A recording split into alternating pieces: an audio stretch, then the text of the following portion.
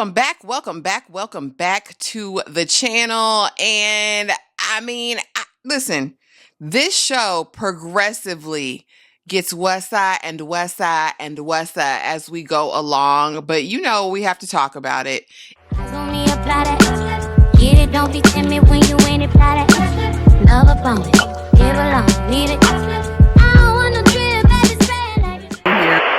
My name is Ashley, and this is My Sweet Perspective, where I give my take on all things TV and movie related, and I am here to put you on, okay? You guys, welcome back to the channel. We're here to talk 90 Day Fiancé Before the 90 Days, Season 8, Episode 8. It's 888, okay? And that's supposed to represent a new beginning, but I don't know what's happening over here. Y'all know the drill. We will go couple by couple. And don't forget, tomorrow night, Tuesday nights, we talk 90 Day Fiancé in a live format, myself and Tyra over at Struggle Reviews TV. So make sure you're there, okay? Because it's a really good time. But let's get into these couples. And we're going to start out with the worst man, I think, on 90 Day Fiancé Before the 90 Days. The worst I've seen on the franchise so far, in my opinion. And that is Rick. Let's talk Trish and slimy Rick, who wants to live out his Madagascar fantasy with the lemurs, okay? Because he's never seen a lemur. He spends all of his sexual tourism, I guess, in Colombia, okay? So now that he's in Madagascar, he wants to have an experience. He and Trish go on the beach. It's beautiful. You know, they have the vendors on the beach selling fish. And I just want to know, are the fish, like, cleaned and, like, gutted before they make it? I'm just very curious. It looked interesting, though. I would definitely try it. I'm very, very nosy. And so anyway, we get in the conversation around children. Y'all know Rick is 52 years old and has toddlers at home. And he says to Trish during this visit that, listen, it's been too long since I had my last baby. I don't think I'm ready to start over. Sir, you have toddlers. Sir, you have toddlers. If you're broke, just say that. Better yet, if you're broke and you know she wants a family, why not extricate yourself from the situation? I don't know why play on this young girl's time and top. Mind you, he still has not told this young lady that he cheated in Colombia for 5 days straight, having a sexcapade. He has not told her that still to this day. And so she's vehemently, you know, saying that, listen, I want babies. It's a part of my requirement. This is what I want for my life. And he's like, I just, you know, I can't have it anymore. Y'all, I would not be surprised if Rick has already had a vasectomy. He's playing with this young girl. He's like, you know, when you get to America and you can be stepmommy. She said, I want to be more than just a stepmother. And I feel her. Trish is a very young woman who has dreams of a family. And so if you can't provide that, if you can't provide financially, why are you wasting her time? Again, the issue is he is broke and he just can't afford anymore. And my thing is, why can't you just make some more money, bud? Why can't you just make some more money? You're talking about moving her. So we have that whole visa process and you already have kids in diapers. You're going to have leftovers. You know what I mean? They already have clothes. You're going to have leftovers. Is it going to be so expensive to add another one to the collection, sir? I mean, let's just be serious. And of course, now he wants to sell her a dream, you know, that maybe there's a possibility one day. And again, that's just keeping her on the line in a form of manipulation, in my opinion. We find out that she's going to be taking him to her hometown to meet her parents when he can't even kneel down on the beach. He says, I'm old, baby. I can't sit down like this. My knees, I don't have Meg the Stallion knees anymore. Okay. And she's like, you know, in my village, we're going to be sitting on the floor, laying on the floor. Like that's a part of the culture. And he's like, no, I didn't know that. I might have to get a fold-up chair. I mean, and sir, the way that you spent money on that splash pad, you could have bought you a little camping chair to bring around with you so your knees can handle it. Again, my thing is this is just a disaster. And so we find out we're going to see her family next week. However, she has told her family nothing because apparently her father is very strict. Says he don't want her with no old man. He don't want her with a man who's been married. He don't want her with a man who has kids. And when Trish is talking to Rick on the beach, she's like, yeah, I haven't told them anything. I'm not telling them anything because it's automatically a deal breaker. You've been married twice, divorced. You have all these little kids. You're a philanderer and a schemer and a liar, and I haven't told them, and we'll have to say it. My dad is like that. She said he's like that in real life, and he'll make me choose. And especially when they find out you're not trying to give me a baby. And my thing is, Trish, why would you even do this? This feels like such a waste of time.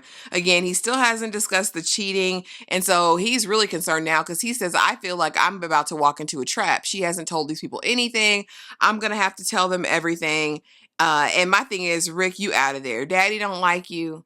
It's a wrap. And again, Rick is older than her father. Her father is 50. Rick in his slimy self is 52 years old. I don't know what Trish is thinking. Maybe this is her way to get out of the relationship. I don't know. Let's go next to ANNALYN and JOVON. Oh, Lord, she's worried about his Red Pill Masculinity podcast because she feels like he's getting easily influenced by these things and it's playing out in their relationship. And clearly it is. She said he feels like if he provides, he can do whatever he wants. They believe in cheating. They believe in all of these things, and he's following along. And so, of course, she wants to go through his phone because I told you to stop talking to that heifer that you was talking to before. And he says, fine, here. And all she can find are videos of his puppy and pictures of his puppy. And my thing is, sister, did you go in them deleted files? Did you look on the socials? Did you just look in active messages, baby? Because, I mean, we can delete stuff all the time. He ain't stopped talking to that lady, in my opinion. JOVON is just so strange to me. He's such a strange bird.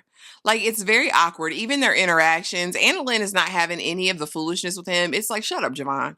Who are you talking to, JOVON? What you want, JOVON? Get out of my face, JOVON. She's sick of him, and I don't know if it's because of the trust, I don't know if it's because of the podcast, or I don't know if it's because she really doesn't respect the man.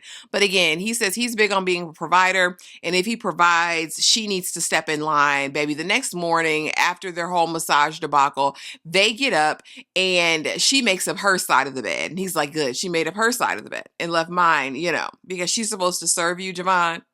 It's supposed to be whatever you like, JOVON. And ANNALYN really just be like, F you, in my opinion. And so, of course, they get on the aqua bike. His legs are too long, but it was a cute moment. I will say, ANNALYN picked a nice resort for them to stay at. It was really nice, really pretty. And they're having their little excursions. And of course, we got to get into the conversation of how they fell out. And she says, listen, your sister is my sister now. That's my family. And at least I'm not confiding to a stranger, to a hoe on the street like you are, JOVON. And of course, that's when we go through the phone and all of those things. And he just automatically looks guilty to me every single time. JOVON is so easily influenced to me. It's gross. And I can definitely see him as an incel over in that red pill world. And basically he admits it by the end of this episode that, she's got to know she's replaceable. And if she knows she's replaceable, she'll be on her best behavior. Now let ANNALYN hear that and we'll see what happens. He says it's good to let a woman know that she can be replaced. It said it keeps her on her toes. And then they make this weird, well, I won't call it weird because it's the culture, but they make this interesting corn, cheese, and Jello dessert. I don't know, y'all. Y'all drop it in the comments. Let me know if that dessert is really good. I probably won't try it. Again, ANNALYN and JOVON, it just seems like she doesn't like him. I think they'll probably be better long distance to stay that way. And honestly, I question his ability to actually move her to the US. Like, do you have the funds? Maybe the show will provide what they need to get her over here if that's the plan. But girl, I just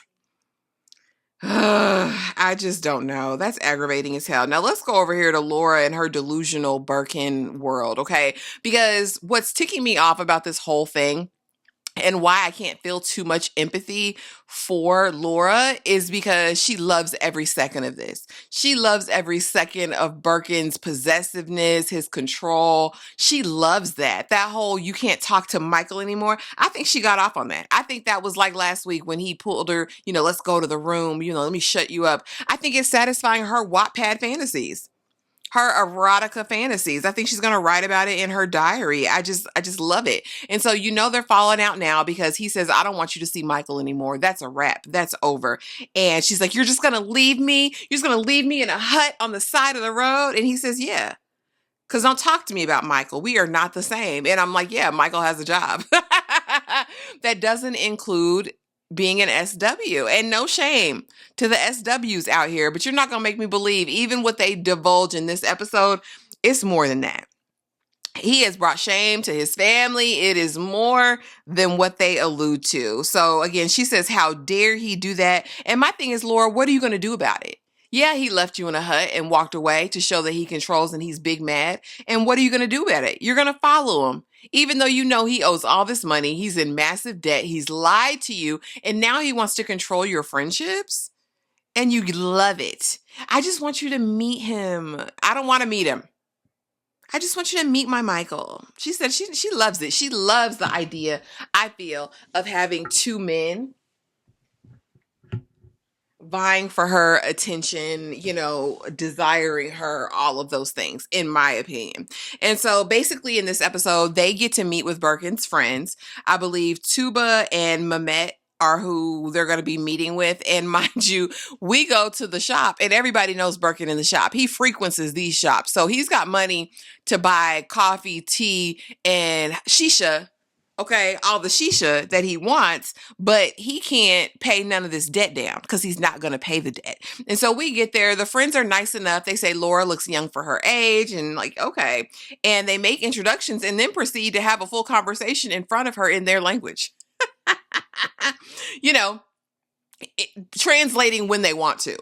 But basically, they're like, are you going to tell her the truth? And he's like, yeah, I don't know if she's ready for that. We find out that BIRKAN, not only, in my opinion, is an alleged SW, but he is also a degenerate gambler. That's what he does to make money, and that's probably why he owes all that debt. And my thing is, if you're a gambler, how do you have debt? Like, don't they break your kneecaps? Like, I'm telling you, something very John Wick is going on in these Turkish streets. I'm surprised he's so comfortable frequenting this same bar, knowing he has so many outstanding debts. I'm very concerned. But Mehmet and Tuba are like, you really need to tell her. You know, he says basically whenever he lost his job during the vid that he turned to gambling, you know, because it was a way to make money and he doesn't want to confide that to her. But again, ultimately he's a degenerate gambler, but what else are you? Because it's more to it than that. Don't play with me. Don't play with me. And mind you, after all of this is said and done, after all the conversation in front of her, he still hasn't told her the truth about it. So she's still in the dark, even with the friends there looking at her sideways and looking at him sideways. Like, are you going to tell this lady everything? She still don't know he's a degenerate gambler and more. He says, I'm not trying to overwhelm her. Well, I mean, you already told her you owe the debt. Now explain why you owe the debt. Explain what you're doing with the debt. And I guess the gambling is keeping him in tea and shisha. But what else? What else, y'all? I don't know. This is just so, because I mean, honestly, and you know, age gaps, when you're a certain age, you know, it is what it is, but I just really don't get the appeal, baby. He's got nothing to offer you except maybe some dingling, Laura, and you can get dingling anywhere, baby. If you want to pay for dingling, pay for it in the States. You didn't have to travel abroad to get it.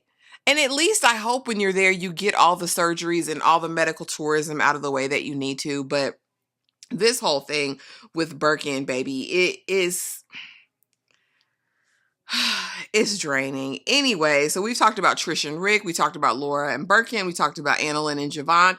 Let's go over here to Daniel and Lisa. It's time to meet the uncle, honey. It's time to meet the uncle. And she can't even tie the headwear. And I said, the lady tied it for you before. And like he said, you weren't watching. Now, what I will say is Daniel is very quick to wrath, in my opinion. And it makes me kind of nervous. It makes me kind of nervous. It made me nervous last week when we're eating the fufu and agusi and all of that. Like, because why are you in the palm wine? Why are you acting like this? Why are you yelling at me? Okay? Fix your tone. And now we're here and she's nervous because she knows she's a degenerate liar. Lisa, you're a liar. She can't tie the headwear. She didn't watch. And he said, you didn't watch the lady? She said, I didn't have a mirror. I don't know what to do. Anyway, they finagle her head wrap up there. And it's just a mess. But mind you, the uncle conversation is really important to him. And it's the approval. And if uncle doesn't give the approval, then this marriage can't happen. Mind you, this marriage can't happen anyway because her divorce still isn't final. We still don't have the paperwork. I'm like, what alternate universe are we really living in, Lisa? Like you're rejecting and denying everything about yourself and for what? And now have to appeal to pimp Uncle Daddy here about your worthiness as a bride when Daniel has nothing to offer. What does he have to offer other than dingling? that he's probably sparingly giving you. It makes no sense to me.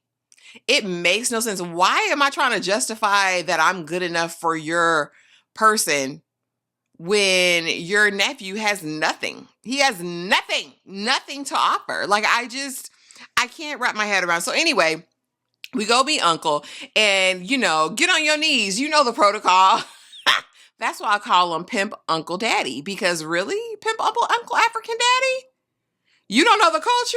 You don't know the vibes? Get on your knees around here, madam. And so she immediately comes in looking very guilty. If Uncle has any discernment, he knows that she's lying, but she's nervous about the questions. She's asking Daniel, what is he going to ask me? What does he know?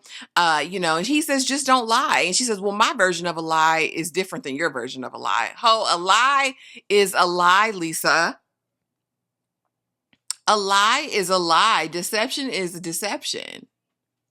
Untruthfulness is untruthfulness. That's in any country. That's in any language. All right. We just know you were readying yourself to lie. And so we get there basically, and the conversation is, do you smoke? Do you drink? Do you West Coast? Whatever. And so she gets in her Lifetime movie bag. Yes, I was given away as a child. I endured abuse and trauma, and it made me into the woman I am today. Have I lied? Yeah, everybody tells a little fib, but I'm not a liar. Did you engage in lesbianism? Did you practice lesbianism? I said, practice? She's been doing lesbian since she was for 20 years. Practicing? She's an expert. She ain't practicing no more. And she says she has been with a woman, but no, she's no longer practicing. It was a fling. It was a one-time thing. Mind you, most of her marriages were two women, I believe. Her current marriage that she's trying to get a divorce from is with a woman. I don't know. People like that scare me, who can just boldly and audaciously lie like that.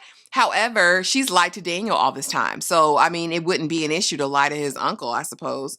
But, he asked her, do you lie? Do you lie? Because he feels something. Now he says, listen, I'm going to talk to my nephew in our language, because you don't need to know this. He's like, you sure about this? You sure this is what you want? You sure this is who you want? And, of course, Daniel is like, yes. And he says, well, don't disgrace me.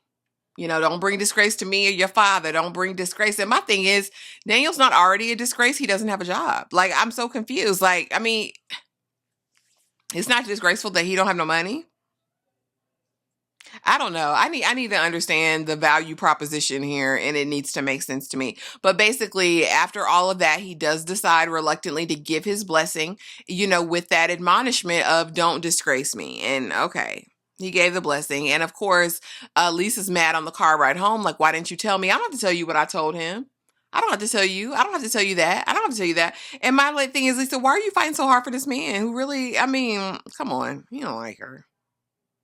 This is a means to an end, to a green card, to all of the things. And I don't even think green cards work the same way anymore under this administration. But anyway, easing on down the line, honey, to FORREST and SHEENA. Now, this was the one to watch, because we knew Molly was going to get there, and Molly was going to show her whole entire behind, baby. When she walked in there, in the glass menagerie and was looking around at all the trees and the fruits and the birds of paradise and all of the things, she was like, this is nice. Like, what is Sheena's still lying.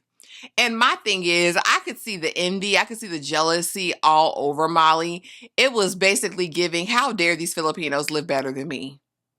How dare they be living better than me? And SHEENA is a full liar, but she puts on, a little, a cute little intro at first. She's warm and pleasant enough to the family. We meet the parents, the sister and the father, because mind you, mom is sick and she's not been shown yet. So we're sitting down and we're talking there. And again, SHEENA's going to deflect every single time, because FORREST says he wakes up and he's just confused. He said, I'm just so confused. This is nothing of the sort, nothing that I thought.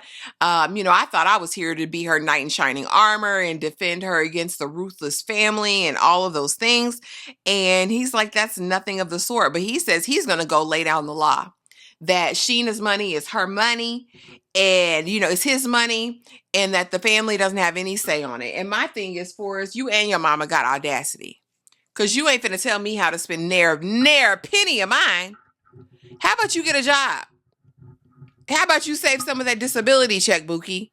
Because y'all gonna make it make sense. There's no way you feel that entitled to control how I spend my money, who I give my money to, or what I save. It is not my responsibility to look out for the future of us solely by myself. Hell no. Hell no. Hell no, Forrest. Get a job. So again, Molly is truly in shock and awe. She's gobsmacked at this point. And so we have, you know, a casual little lesson in jackfruit. You want to taste the fruit and casual introductions. And then we have this huge spread. And you can tell they kind of put their heart and soul into it. It was beautiful. It was part of the culture. We ate with our hands. It was all thing. And again, Molly is just kind of seething at this point because y'all are living really good. This is expensive. This isn't cheap. And Molly put it all out there. Listen, your daughter told us that y'all abuse her, that y'all talk crazy, that you're taking all of her money. And, you know, and at this moment, it was really like poor daddy at this point, poor sister. Like, damn, like he said, did you say this, SHEENA? And SHEENA can't do nothing but cry because that's what SHEENA's going to do. She's going to pull out some tears out of her bag. And he's just sitting here like, yes, she's helped, but you know, it's a loan. Like, she'll be repaid for this. And Forrest chimes in like, so if she needed to get back like 4,000 of them dollars, how soon could you make it liquid? How soon could you get it out of bounds, Forrest? And Daddy says, you know, this is odd to me because the husband's supposed to take care of the wife, not the other way around. So I'm curious about how you guys are so pressed. And Molly's like, I fear SHEENA is just a liar. She's lied about everything. Clearly, she's not the one keeping this afloat the whole time. And again, there's still some real murky issues around that. SHEENA is giving some money, but she's not giving all, in my opinion. Now, the parental, he says basically like, you know, we don't have to do this. I'll figure out another way. But again, my thing is, how much could she possibly be putting into this every month? And what is the sister putting into this? And the sister says that she's shocked as well because they would never treat SHEENA poorly. And SHEENA says, starts crying out loud, I just didn't want to lose Forrest. I just didn't want to lose him. I wanted to keep him. You know, I wanted to keep this happy. I wanted to keep this at the forefront. And my thing is, they probably thought Forrest was sending SHEENA money and SHEENA had extra money to loan them for whatever, you know, little expenses that they'd incur, not knowing this was taking probably a lot more of her money than she thought. But Papa's disgraced at this point. And again, it's the lies. You done told these lies on international television on your family, that they're abusers and that they were using you and that they were using you for money. And if you didn't give them all your money, it was a problem. But she says, again, it's hard for her. She didn't want to lose Forrest. Again, we find out that these are loans and that she says she's not even able to save for the visa. And the sister says, well, we wanted to help with that, but she didn't even tell us how the process worked for the visa. It's always been SHEENA's dream to get to the States. And so I feel like maybe she feels like if she had told the truth, that dream would be thwarted. But my thing is, Forrest, as long as you're paying something, SHEENA, Forrest ain't going nowhere. Ultimately, Forrest needs to get a job. But this was utterly shameful. I hate that they went in people's house and embarrassed them like that. And Molly's just like, I don't know if Forrest needs to be with her. She lies so much. And I don't think she needs to be with broke-ass Forrest. Because let's be serious. In 7 years, you haven't found a job. You haven't found a job. And the fact that y'all are coming over here trying to tell this Filipino woman how to spend her money, who she can give it to, who she can't, that's ridiculous. Now, should she have lied? No. No, I'm not saying that. What I am saying, it's her money to do with as she pleases, and I don't have to give you a damn justification about anything. Quiet as it's kept, your son needs to. Let's call a thing, Molly. Your son is not the prize. And you're over here with all this in your chest because you're mad to see how they're living, you know, and that she's not giving all of her money to make this thing happen. Well, damn it, he needs to give some money, y'all. But that was the episode. Those were the couples. Drop it in the comments. Let me know what you thought of this one.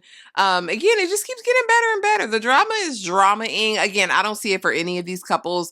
Again, Forrest and SHEENA would still be the forerunners if they can get past all of this. But I don't think we go anywhere from here. I don't think Molly lets that happen, especially when Forrest goes back to the States.